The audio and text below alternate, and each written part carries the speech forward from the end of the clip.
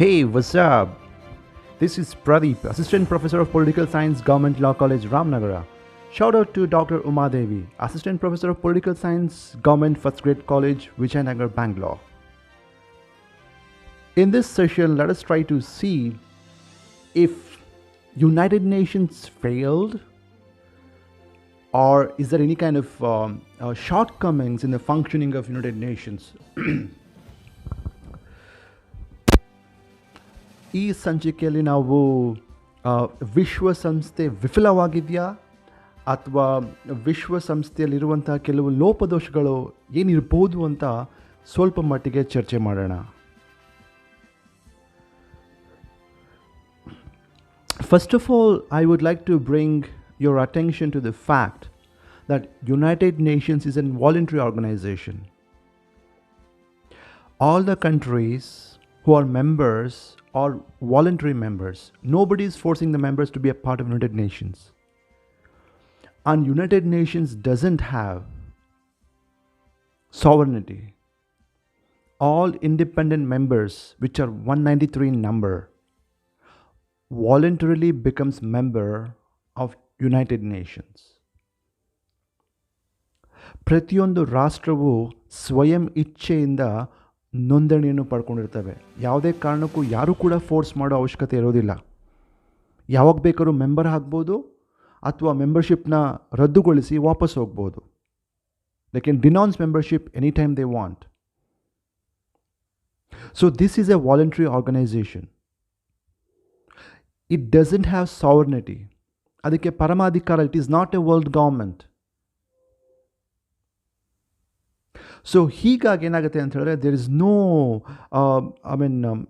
Any kind of force structure or a parliamentary structure or any kind of what you call authoritative leadership. ಅಧಿಕೃತವಾಗಿ ಒಂದು ರಾಜ್ಯದ ಒಳಗಿರುವಂಥ ಆಂತರಿಕ ವ್ಯವಸ್ಥೆ ಥರ ಅದಿಲ್ಲ. So ineffective compared to the state governments, it is a weak governing enterprise. ಈ ಕಾರಣದಿಂದ any interactions that takes place within the structure of United Nations is voluntary. It's based on consensus. It's based on agreement that state will respect the decision. The states are obliged. I'm using the word obliged, not forced or compelled. They're obliged to follow the dictates of General Assembly or the Secretary General or the order. So, ಈ ಒಂದು ಕಾರಣದಿಂದ it gives space for politics. ರಾಜಕೀಯಕ್ಕೆ ಇದು ಆಸ್ಪದ ಮಾಡಿಕೊಡುತ್ತೆ. Let us see few instances where we can highlight United Nations as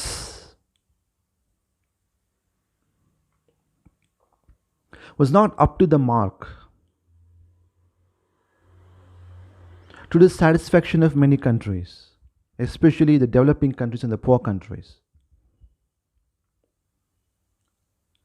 And one important factor that we need to remember is the funding aspects.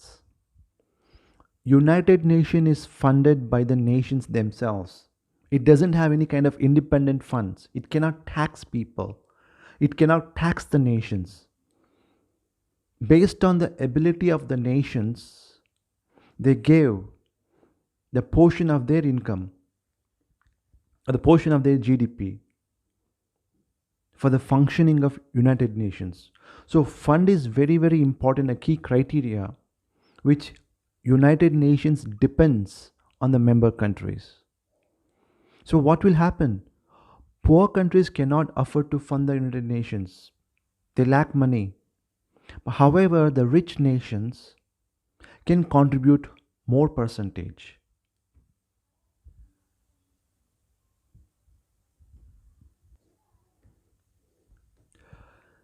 If this is the case, what will happen? ವಿಶ್ವಸಂಸ್ಥೆಗೆ ತನ್ನದೇ ಆಗಿರುವಂತಹ ಹಣಕಾಸನ್ನು raise ಮಾಡಲಿಕ್ಕೆ ಅದಕ್ಕೆ ಯಾವ ರೀತಿಯಾಗಿರುವಂಥ capacity ಇಲ್ಲ. It depends on other countries. ಬೇರೆ ರಾಷ್ಟ್ರಗಳ ಮೇಲೆ ಅವಲಂಬನೆ ಆಗಿರುತ್ತೆ. ಬಡ ರಾಷ್ಟ್ರಗಳು ಅತಿ ಹೆಚ್ಚಾಗಿ ಅನುದಾನ ಕೊಡಲಿಕ್ಕೆ ಆಗೋದಿಲ್ಲ. ಶ್ರೀಮಂತ ರಾಷ್ಟ್ರಗಳು ಅಧಿಕವಾಗಿ ಫಂಡ್ ಮಾಡುತ್ತೆ. ಸೊ ಈ ಒಂದು ತಾರತಮ್ಯನ ನಾವು ಗಮನಿಸಬೇಕಾಗತ್ತೆ. ವಿಶ್ವಸಂಸ್ಥೆಗೆ ತನ್ನದೇ ಆಗಿರುವಂಥ ಶಕ್ತಿ ಇದ್ದು, ತನ್ನದೇ ಆಗಿರುವಂಥ ಸವಲತ್ತುಗಳಿದ್ದು, ತನ್ನದೇ ಆಗಿರುವಂಥ ಸೋರ್ಸಸ್ ಇದ್ದಿದ್ರೆ ಏನೂ ಸಮಸ್ಯೆ ಆಗ್ತಿರಲಿಲ್ಲ. ಅದಕ್ಕೆ ಕೆಲವು ತಜ್ಞರು ಹೇಳ್ತಾರೆ, why don't United nation tax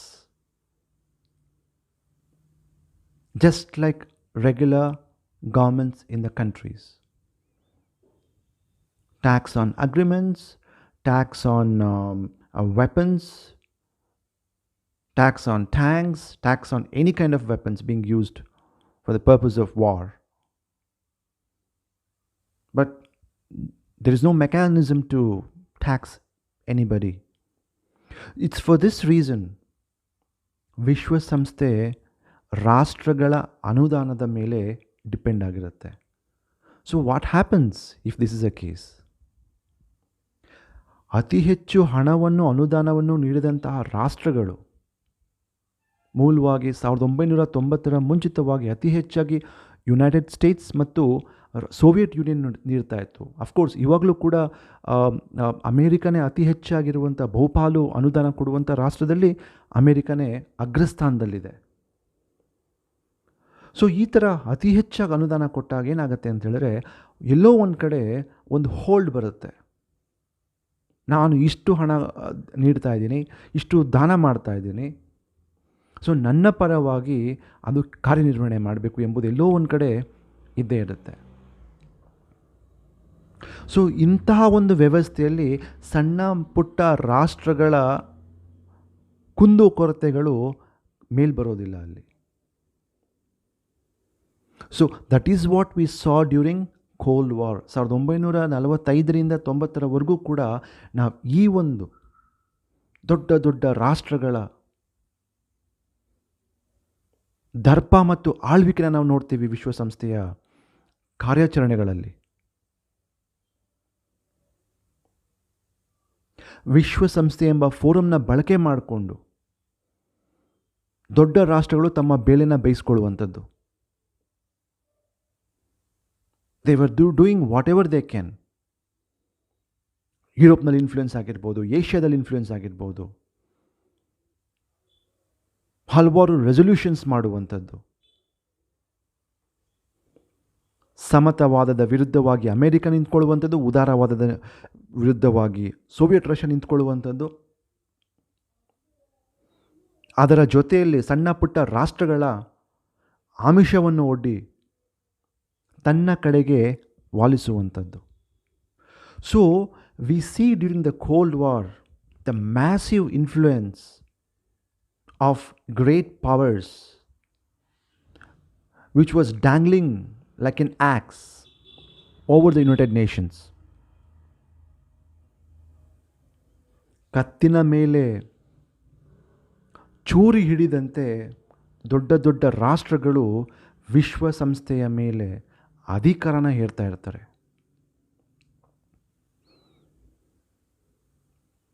We have seen the way United Nations is organized is not democratic. The most powerful institution within the United Nations is Security Council. ಭದ್ರತಾ ಮಂಡಳಿ ಅತ್ಯಂತ ಪವರ್ಫುಲ್ ಆಗಿರುವಂತಹ, ಶಕ್ತಿಯುತವಾಗಿರುವಂತಹ ಒಂದು ಅಂಗವಾಗಿದೆ. ಏನೇ ಪ್ರಮುಖವಾಗಿರುವಂಥ ಯುದ್ಧಕ್ಕೆ ಸಂಬಂಧಪಟ್ಟಂತಹ ನಿರ್ಧಾರಗಳು, ನಿಬಂಧನೆಗಳಿಗೆ ಸಂಬಂಧಪಟ್ಟಂಥ ನಿರ್ಧಾರಗಳು, ಸ್ಯಾಂಕ್ಷನಿಗೆ ಸಂಬಂಧಪಟ್ಟಂಥ ನಿರ್ಧಾರಗಳು, ಕಲೆಕ್ಟಿವ್ ಸೆಕ್ಯೂರಿಟಿ ಅಥವಾ ಸಾಮೂಹಿಕ ಭದ್ರತೆಗೆ ಸಂಬಂಧಪಟ್ಟಂಥ ನಿರ್ಧಾರಗಳು ಎಲ್ಲವೂ ಆಗುವಂಥದ್ದು ಆ 4 ಗೋಡೆ ಒಳಗೆ. ಆ 4 ಗೋಡೆ ಒಳಗೆ ಕೂತ್ಕೊಂಡಿರೋರೇ ಈ 5 ಶಾಶ್ವತ ಸದಸ್ಯ ರಾಷ್ಟ್ರಗಳ ಪ್ರತಿನಿಧಿಗಳು.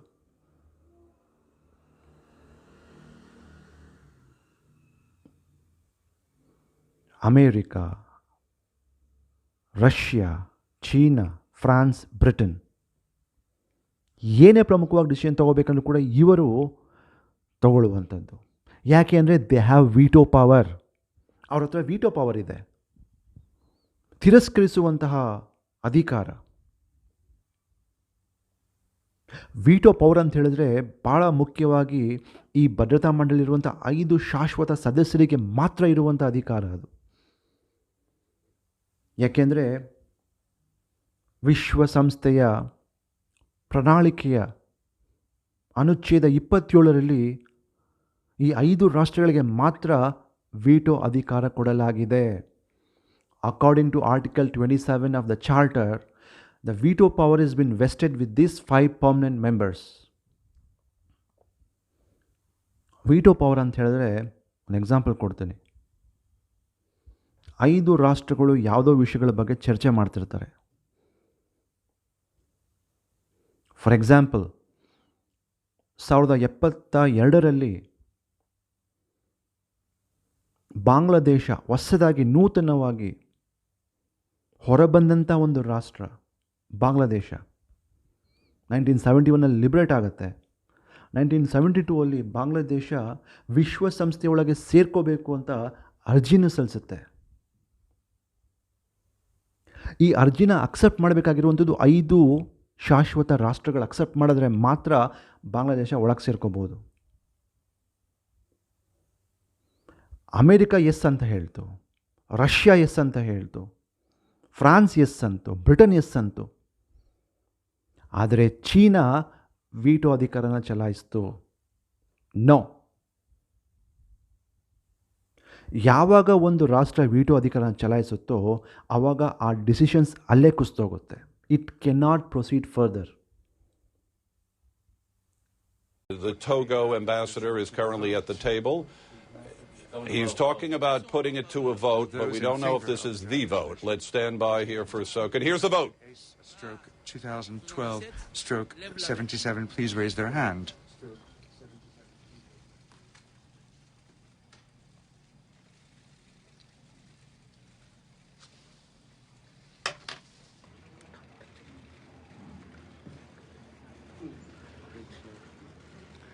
Ceux qui sont contre? Those against?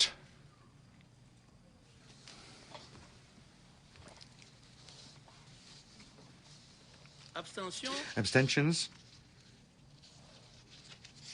Le projet de résolution The draft resolution n'est pas adopté has not been adopted par suite du owing vote négatif to the negative vote d'un membre du of Conseil de 2 sécurité. members of the Security Council. Je donne maintenant la I now parole give the floor And so, if you're just to the joining members us, of the Council months of paralysis who wish to make inside the UN statements after Security the Council vote. now lead to essentially a Morocco diplomatic has the floor. dead end. We have just seen a vote of the Security Council condemning the repression by the government of Syria and calling for a series of steps to Mr. be taken. President, That first vote and foremost, has been vetoed by the governments of Russia and China, which opposed the resolution. So ಹೀಗೆ ರಾಷ್ಟ್ರಗಳು ತಮ್ಮ ಸ್ವಾರ್ಥಕ್ಕೆ veto ಅಧಿಕಾರನ ಬಳಕೆ ಮಾಡ್ತವೆ. July 2020ರವರೆಗೂ ನಾವು ದಾಖಲೆ ನೋಡಿದಾಗ ನಮಗೇನು ಕಾಣುತ್ತೆ ಅಂತ ಹೇಳಿದ್ರೆ ರಷ್ಯಾ ಸುಮಾರು 117 ಬಾರಿ ವೀಟೋ ಅಧಿಕಾರನ ಚಲಾಯಿಸಿದೆ. ಅಮೇರಿಕಾ 82 ಬಾರಿ, ಬ್ರಿಟನ್ 29 ಬಾರಿ, ಫ್ರಾನ್ಸ್ 16 ಬಾರಿ, ಚೀನಾ 17 ಬಾರಿ. ಈ ವೀಟೋ ಚಲಾವಣೆಯಿಂದ ಸಡನ್ನಾಗಿ ಏನೇನು ನಿರ್ಧಾರಗಳು ತೊಗೋಬೇಕನ್ನು ಕೂಡ ಅಲ್ಲಿ ಕುಸಿದು ಹೋಗ್ಬಿಡುತ್ತೆ. ಯಾಕಂದರೆ 5 ರಾಷ್ಟ್ರಗಳು ಒಟ್ಟಾಗಿ ಒಪ್ಕೊಂಡ್ರೆ ಮಾತ್ರ ನಿರ್ಧಾರ ತಗೊಳ್ಳಲು ಸಾಧ್ಯ.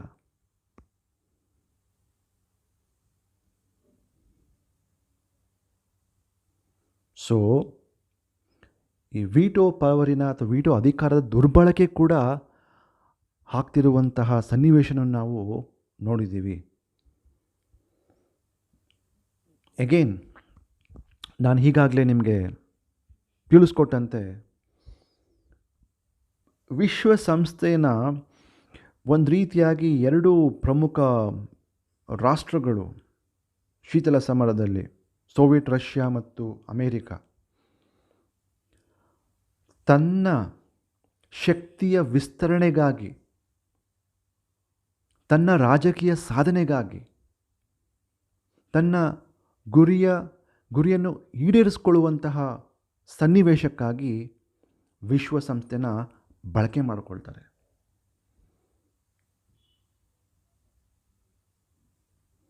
ಯುರೋಪಿಯನ್ ಥಿಯೇಟರ್ನಲ್ಲಿ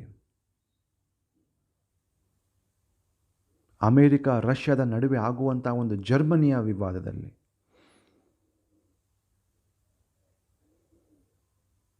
ಕಣ್ಣು ನೋಡೋಕ್ಕಾಗೋದಿಲ್ಲ ಅವ್ರ ಕೈಯಲ್ಲಿ. ಏನೇ ಪ್ರಮುಖ ನಿರ್ಧಾರಗಳು ತಗೋಬೇಕು ಅಂತ ಹೇಳಿದ್ರು ವೀಟೋ ರೈಸ್ ಮಾಡುವಂಥದ್ದು, ಅಥವಾ ಏನೇ ಪ್ರಮುಖ ರೆಸೊಲ್ಯೂಷನ್ಗಳನ್ನ ಪಾಸ್ ಮಾಡಬೇಕು ಅಂತ ಹೇಳಿದ್ರೆ, ನಿರ್ಧಾರಗಳು ತಗೋಬೇಕು ಅಂತ ಹೇಳಿದ್ರೆ, ಒಂದು ಪಣದ ರಾಷ್ಟ್ರಗಳು ಎಸ್ ಅಂತ ಹೇಳಿದ್ರೆ ಮತ್ತೊಂದು ಪಣದ ರಾಷ್ಟ್ರ ನೋ ಅಂತ ಹೇಳ್ತವೆ. ಭಾರತ ಪಾಕಿಸ್ತಾನದ ವಿವಾದಗಳಲ್ಲೇ ನಾವು ನೋಡ್ತಿದ್ದೀವಿ.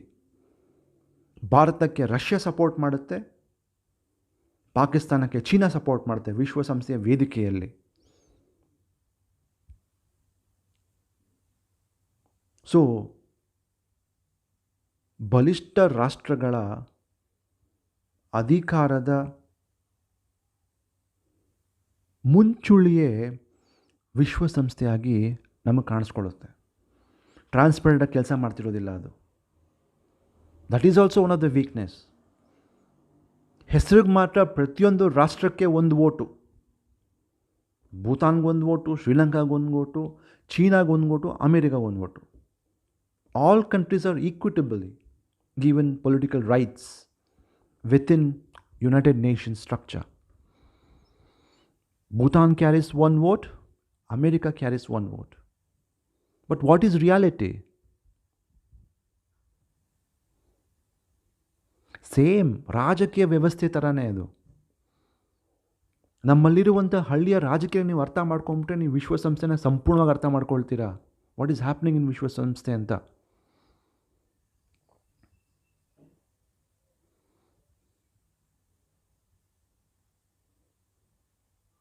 ಚಿಕ್ಕ ಪುಟ್ಟ ರಾಷ್ಟ್ರಗಳಿಗೆ, ಆಫ್ರಿಕಾ, ದಕ್ಷಿಣ ಅಮೇರಿಕಾ, ಏಷ್ಯಾ ಖಂಡದ ಬಡ ರಾಷ್ಟ್ರಗಳಿಗೆ ಬಲಿಷ್ಠ ರಾಷ್ಟ್ರಗಳು ಅನುದಾನ ನೀಡುತ್ತೆ.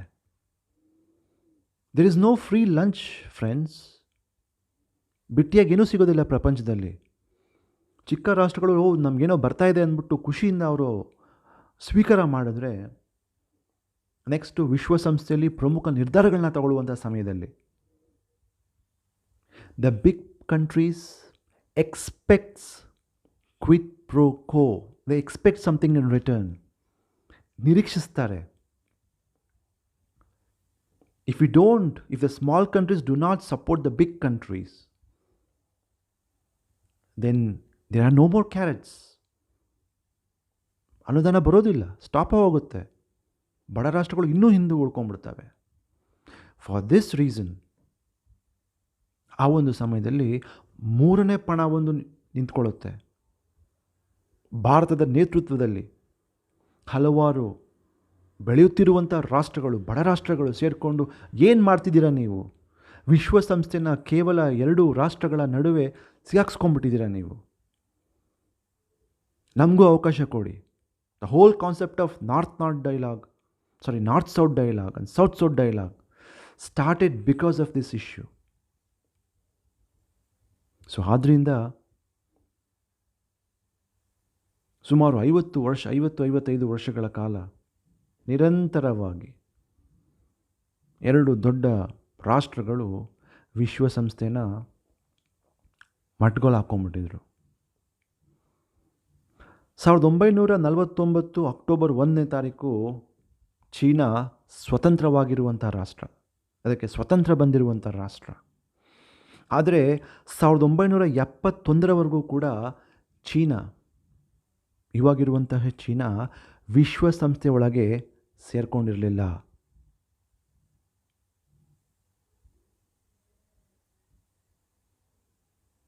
ಥೈವಾನ್ ಅಂತ ಏನಿದೆಯೋ ಈಗ ಚೀನಾದ ಪರವಾಗಿ ಅದು ಒಳಗೆ ಸೇರಿಕೊಂಡಿರುತ್ತೆ. ಇದು ಎಗೇನ್ ಆಂತರಿಕ ರಾಜಕೀಯ. ಸಮತಾವಾದದ ಚೀನಾನ ಯಾರೂ ರೆಕಗ್ನೈಸ್ ಮಾಡಿರಲಿಲ್ಲ ಆಗ. ಬಟ್ ಓನ್ಲಿ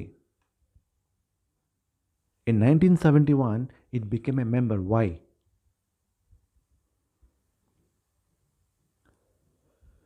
ವಿಶ್ವಸಂಸ್ಥೆಯ ಅತ್ಯಂತ ಮುಖ್ಯವಾದ ಉದ್ದೇಶ ಯುದ್ಧಗಳನ್ನು ತಡಿಬೇಕು. ಮತ್ತು ಶಸ್ತ್ರೀಕರಣ ಯಾಕಾಗ್ತಾ ಇದೆ? 1980 ಇಸ್ವಿಯಲ್ಲಿ ನಾವು ದಾಖಲೆ ನೋಡಿದ್ರೆ ಕೇವಲ ಅಮೇರಿಕಾ ಮತ್ತು ರಷ್ಯಾದಲ್ಲಿ ಎಷ್ಟು ಅಣುಬಾಂಬ್ ಇತ್ತು ಅಂತ ಹೇಳಿದ್ರೆ ಅದನ್ನು ಊಹಿಸ್ಕೊಳ್ಳಿಕ್ಕೂ ಅಸಾಧ್ಯ. ನೋಡಿ, ವಿಶ್ವಸಂಸ್ಥೆ ಸ್ಥಾಪನೆ ಆದ ನಂತರದಲ್ಲಿ ನಾವು ಕ್ಯಾಲ್ಕುಲೇಟ್ ಮಾಡೋಣ,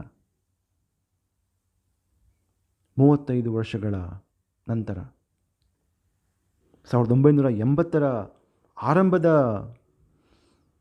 ಸಮಯದಲ್ಲಿ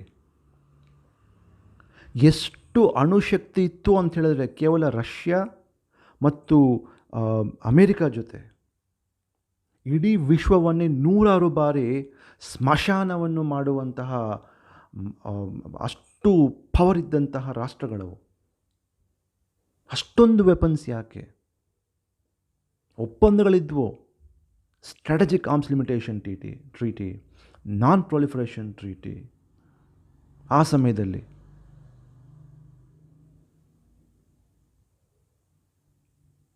ಆಂಟಿ ಬ್ಯಾಲಿಸ್ಟಿಕ್ ಮಿಸೈಲ್ ಟ್ರೀಟಿ, ಕ್ಷಿಪಣಿಗಳನ್ನ ರದ್ದುಪಡಿಸುವಂಥ ಒಪ್ಪಂದ, ಅಣುವಸ್ತ್ರಗಳು ಹರಡದಂತೆ ಅಥವಾ ಅಣು ತಂತ್ರಜ್ಞಾನವನ್ನು ಹರಡದಂತೆ ಮಾಡುವಂತಹ ತಂತ್ರಜ್ಞಾನ, ಮಿಸೈಲ್ ಟೆಕ್ನಾಲಜಿ ಕಂಟ್ರೋಲ್ ರಿಜಿಮ್, ನಿಶಸ್ತ್ರೀಕರಣದ ಹಲವಾರು ಒಪ್ಪಂದಗಳು. But did we stop weaponizing our countries even now? No. So therefore, this is also one of the major shortcomings of United Nations.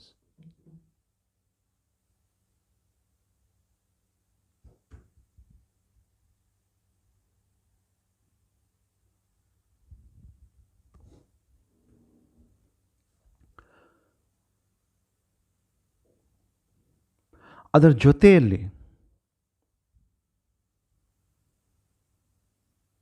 ವಿಶ್ವಸಂಸ್ಥೆಯ ಬಹುತೇಕವಾಗಿರುವಂಥ ನಿರ್ಧಾರಗಳು ದೊಡ್ಡ ರಾಷ್ಟ್ರಗಳ ಪರವಾಗೇ ಇರುತ್ತೆ. ಪುಟ್ಟ ರಾಷ್ಟ್ರಗಳು ಏನು ಮಾಡಬೇಕು? So there is no concept of egalitarianism. ಎಲ್ಲರೂ ಕೂಡ ಸಮಾನರು ಎಂಬ ಒಂದು ಪರಿಕಲ್ಪನೆ ಕೇವಲ ಕಾಗದದ ಮೇಲಿರುವಂಥದ್ದಷ್ಟೇ, ಅಸ್ತಿತ್ವದಲ್ಲಿ ನೋ.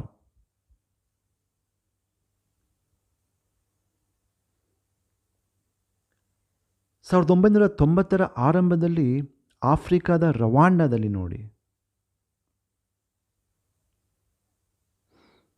ಒಂದೇ ರಾಜ್ಯದಲ್ಲಿರುವಂತಹ 2 ಗುಂಪಿನ ಜನ ಮಚ್ ತಗೊಂಡು ಕತ್ತರಿಸ್ಕೊಳ್ತಾ ಇದ್ರು. They were killing each other.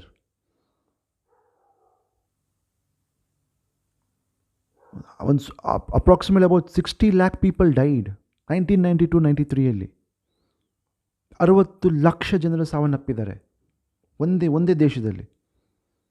ಒಂದು ಹುಟ್ಸಿ ಮತ್ತು ತುತ್ಸಿ ಅಂತ. United Nations were helpless. ಸಾಮೂಹಿಕ ಭದ್ರತೆ ಕಾನ್ಸೆಪ್ಟ್ ಇದೆ ನಮ್ಮಲ್ಲಿ. There is a concept of collective security. ವಿಶ್ವದಲ್ಲಿ ಯಾವ ಮೂಲೆಯಲ್ಲಿ ಏನೇ ತೊಂದರೆ ಆದರೂ ಕೂಡ we will go on intervene, ಸಮಸ್ಯೆಗಳನ್ನ ಪರಿಹಾರ ಮಾಡ್ತೀವಿ ಅಂತ. But what happen? It was a failure.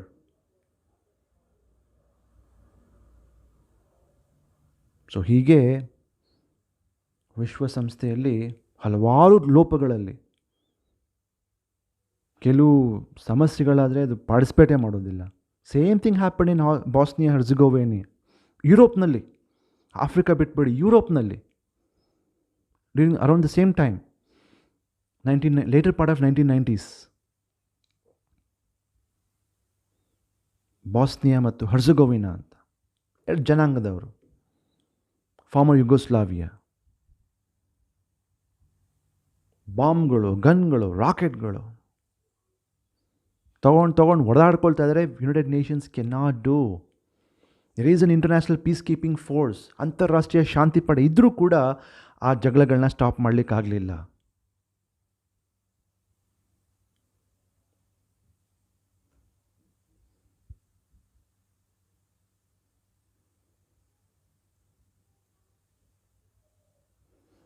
Internationally, many regional agreements and nuclear agreements began to emerge, which also disrupted the functioning of United Nations.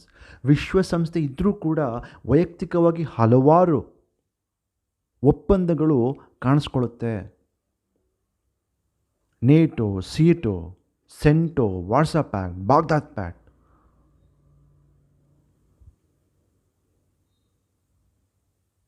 ಮತ್ತು ವೈಯಕ್ತಿಕ ಒಪ್ಪಂದಗಳು, ವಿಶ್ವಸಂಸ್ಥೆಯ ಬಾಹಿರವಾಗಿ ನಡೆಯುವಂಥ ಹಲವಾರು ಒಪ್ಪಂದಗಳು.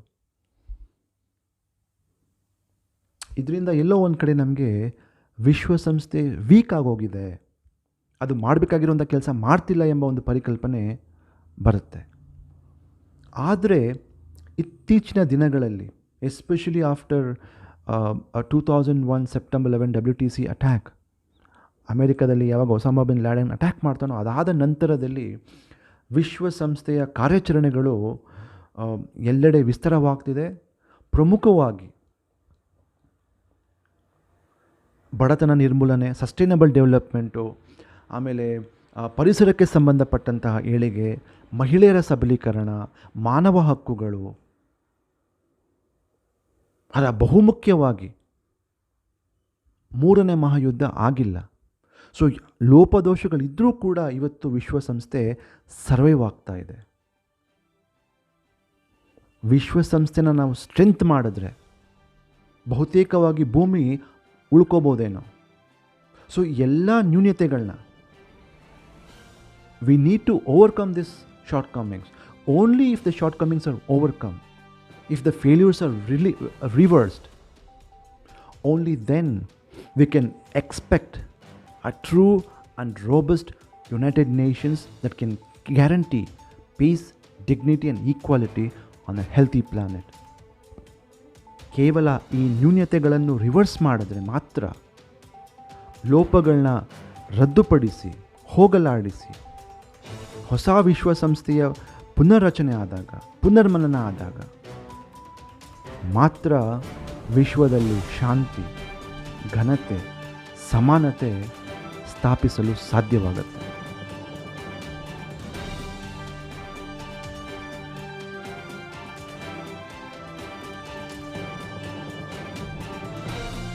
ಮುಂದಿನ ಸಂಚಿಕೆಯಲ್ಲಿ ಮತ್ತಷ್ಟು ವಿಚಾರಗಳೊಂದಿಗೆ ಭೇಟಿಯಾಗೋಣ.